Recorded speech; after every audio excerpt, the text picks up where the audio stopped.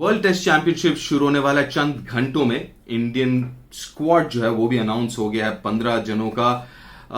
Playing 11 क्या होना चाहिए मेरे हिसाब से और क्यों होना चाहिए और बैटिंग यूनिट क्या होना चाहिए, चर्चा करेंगे इस एपिसोड में।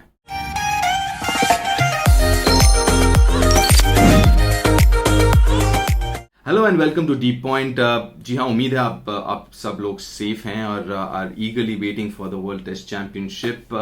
क्या स्क्वाड पे नजर डालें तो स्क्वाड जो अनाउंस हुआ है 15 जनों का, जो आईसीसी का रूल है, दैट्स वेरी स्ट्रेट फॉरवर्ड। उसमें कुछ सवाल तो जरूर सवालों के जवाब मिल गए हैं, जैसे ओपन कौन करेगा। ऑब्वियसली वहां पे मयंक है नहीं, तो शुभमन गिल और रोहित ही ओपन करेंगे। इस एपिसोड में हम बात करेंगे मेरे हिसाब से टॉप 7 कौन होने वाले हैं और फ्रॉम अ बैटिंग परस्पेक्टिव क्या कर सकती है भारतीय दल और भारतीय बल्लेबाज।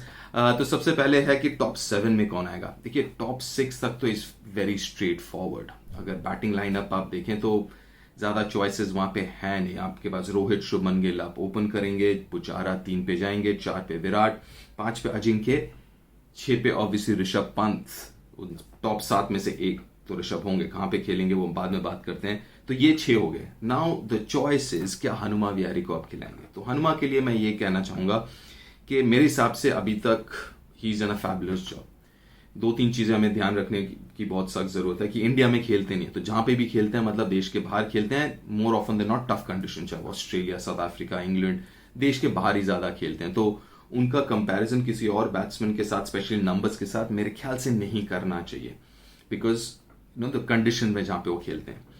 दूसरी बात ये कि आप क्या 6 या 7 नंबर पे आप एक प्योर बैट्समैन खिलाएंगे या आप एक ऑलराउंडर के साथ जाना चाहेंगे। मेरा ये मानना है कि ऋषभ पंत जो है, उनको आप अगर हनुमा को खिलाते तो ऋषभ पंत को आप 7 नंबर पे आपको खिलाना पड़ेगा। वो मेरे हिसाब से it's a little too late, right. तो अगर आप फिर ऋषभ को आप अगर 6 पे खिलाते हैं तो फिर हनुमा विहारी, जो कि आउट एंड आउट बैट्समैन है, थोड़े ओवर डाल सकते हैं ऑफ स्पिन के, लेकिन out and out batsman at number 7 may be not मेरे हिसाब से। सो अनफॉर्चुनेटली मेरे प्लेइंग 11 में Hanuma has to miss out. Unfortunately मेरे, like I said, he hasn't done nothing wrong. He जब भी जरूरत पड़ी है he's done his job better than a lot of people. तो but unfortunately at number 7 I'd rather have Jadeja. क्योंकि अगर उनकी बैटिंग एबिलिटीज देखें तो पिछले 2-3 साल में he's taken a lot of responsibility bat के साथ। he's played some very very important knocks और उनका जो बैटिंग है वो definitely has improved across all formats including test match cricket। तो 7 नंबर पे him as a batsman plus obviously the bowler। 2 साल पहले तक बीच में he was टेस्ट मैच में number 1 ranked bowler in ICC. So bowling obviously, so that improves your bowling. तो ये मेरे टॉप 7 हो गए। दोबारा अगर मैं बताऊं मेरे साथ कौन है, रोहित शर्मा, शुभमन गिल, पुजारा, विराट, अजिंक्य, ऋषभ पंत एंड रविंद्र जडेजा। ये मेरे टॉप 7 हैं। बाकी 4 कौन होंगे, क्या कॉम्बिनेशन होगा, तीसरा सीमर या 4 सीमर कौन होंगे, इसके बारे में हम बात करेंगे कल, राइट। लेकिन आज सिर्फ बैटिंग पे कंसंट्रेट करते हैं। तो ये मेरे टॉप 7। आपको पसंद है तो बताइएगा, आपको नहीं पसंद है, हनुमा को आप खिलाना चाहेंगे या नहीं, वो भी कमेंट सेक्शन में डालिएगा। एज फार एज बैटिंग, देखिए मुझे थोड़ा बहुत ऑब्वियसली एक्सपीरियंस है, not as much as most of the batting order जिसके बारे में मैं बात कर रहा हूँ। सब इतने एक्सपीरियंस है सबका, ये काफी लोग का ये तीसरा ट्रिप है, कुछ नहीं तो सेकंड ट्रिप है। मेरे ख्याल से शुभमन गिल का इंडिया के लिए ये पहला ट्रिप होगा, लेकिन जब इंडिया ए के लिए गए थे काफी रन उन्होंने बनाए थे, लेकिन तब मिडिल ऑर्डर पे बैट कर रहे थे, ओपन नहीं कर रहे थे इंडिया के लिए। लेकिन you expect him to do better, Shubman Gill, क्योंकि ऑब्वियसली स्टार्ट अच्छा मिला ऑस्ट्रेलिया में, लेकिन उसके बाद इंग्लैंड के विरुद्ध इंडिया में अच्छा नहीं था उनका सीरीज। इंग्लैंड में जो हालात हैं वहां पे हमको पता है कि फोरकास्ट भी बारिश का होने वाला है, मतलब ओवरकास्ट रहने वाला है काफी वक्त उस टेस्ट मैच के दौरान। तो बॉल सीम होगा, ड्यूक्स बॉल है उनके तरफ, उनके जो बॉलर्स हैं they are very good at swinging the ball. तो वहां पे 2 चीजें जो ख्याल रखना पड़ता है जनरली जब आप इन कंडीशंस में खेलते हैं, वो है सबसे पहले चीज ये कि क्लैरिटी ऑफ थॉट। और मैं क्लैरिटी ऑफ थॉट क्यों कह रहा हूं, लोग कहते हैं ना कि आप नेचुरल गेम खेलना चाहिए। बिल्कुल, नेचुरल गेम मतलब एक आपका ढांचा होता है, एक बड़ा बेसिक स्ट्रक्चर होता है नेचुरल गेम का। मतलब मेरा फेवरेट शॉट कौन है, मेरा सबसे प्रोडक्टिव शॉट कौन सा है. फॉर एग्जाम्पल रोहित शर्मा का पुल है बैक फुट पे, कट या पुल, राइट, एग्जाम्पल मैं दे रहा हूं.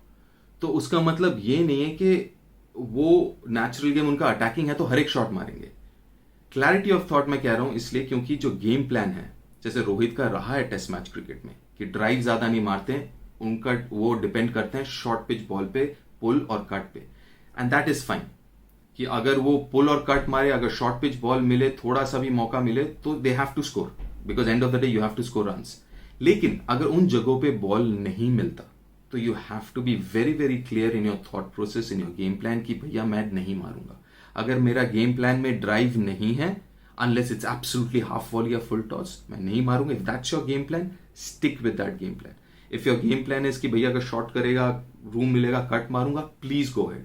सो that clarity of thought is very very important, right. तो वो एक हो गया. दूसरा है defence has to be very very strong. इसलिए क्योंकि अगर आपका डिफेंस स्ट्रांग होगा, क्योंकि बहुत कम जो आप अगर आप न्यूजीलैंड के बॉलर्स देखें, they are very very discipline. So बहुत कम आपको बॉल लूज डिलीवरीज आपको मिलेंगी, राइट. तो दे विल बी डिसिप्लिन. सो वो आपको पेशेंस के साथ आपको खेलना पड़ेगा. वो डिफेंसिव जो आपका गेम है, that has to be solid. And when I say solid, मतलब make sure the bat is within your body. चाहे वो आप अटैकिंग शॉट खेल रहे हैं, अगर आप वर्टिकल बैट शॉट खेल रहे हैं, मतलब सीधे बैट से खेल रहे हैं, जस्ट मेक श्योर बॉडी के अंदर आप खेल रहे हैं. जैसे ही आप बॉडी के बाहर जाता है बैट, मतलब एक तो आप थोड़ा सा हार्ड हैंड्स खेल रहे हैं, पुश कर रहे हैं, एज लगेगा तो पीछे. और एक क्या हो जाता है, जो बॉल का एंगल है वो आप जितना आप बॉल के करीब जाएंगे उतना जो है वो एंगल का प्रॉब्लम होगा, एंगल छोटा होता जाएगा. तो जो बॉल आप शरीर के बाहर जाके एज करेंगे वही आप पीछे खेलेंगे, तो जो एंगल बढ़ जाता है तो आप बीट होंगे, राइट. तो वो बीट हो सकते हैं, which is fine. That brings me to the next point कि इन हालातों में as a batsman you have to understand कि भैया हम बीट होंगे. अगर लगातार 2-3 बॉल बीट हो जाते हैं तो उसके लिए ज्यादा सोचने की जरूरत नहीं है कि मैं बीट हो रहा नॉल, बिकॉज इन हालातों में आप बीट होंगे.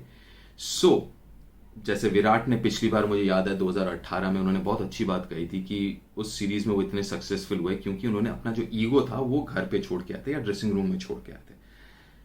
उनका मतलब ये है कि अगर मैं बीट होता हूं, I have to accept it कि मैं बीट हो रहा हूं. बॉलर अच्छे हैं, बॉलिंग अच्छी हो रही है, and conditions are favourable to the bowlers, and I will get beat from time to time. Every now and then I will get beaten. So वो जो है वो भी एक बहुत इंपॉर्टेंट हिस्सा रहता है कि आप ज्यादा उसके बारे में ना सोचें. So these are few things that you need to keep in mind as a batsman. और जैसे मैंने कहा कि अगर आप एक्सपीरियंस की तरफ देखें, there is enough experience in that batting order. सिर्फ experience of playing test cricket नहीं, but experience of playing in England, scoring in England, doing well in England. तो ये सारा कुछ एक्सपीरियंस है, और उम्मीद करता हूं कि ये एक्सपीरियंस देखने को मिलेगा इस टेस्ट मैच में, because this is the finals of the world test championship. खैर, ये मेरी जो है थोड़ी बहुत राय है. My top 7 as I mention. आपको कैसा लगा, या anything else that you want to comment on and talk about, please do put it down comment section में. get in touch with me on my social media handle. And again, जो मैं पहले भी कह चुका हूँ, अगर आपको पसंद है तो डू सब्सक्राइब, डू शेयर.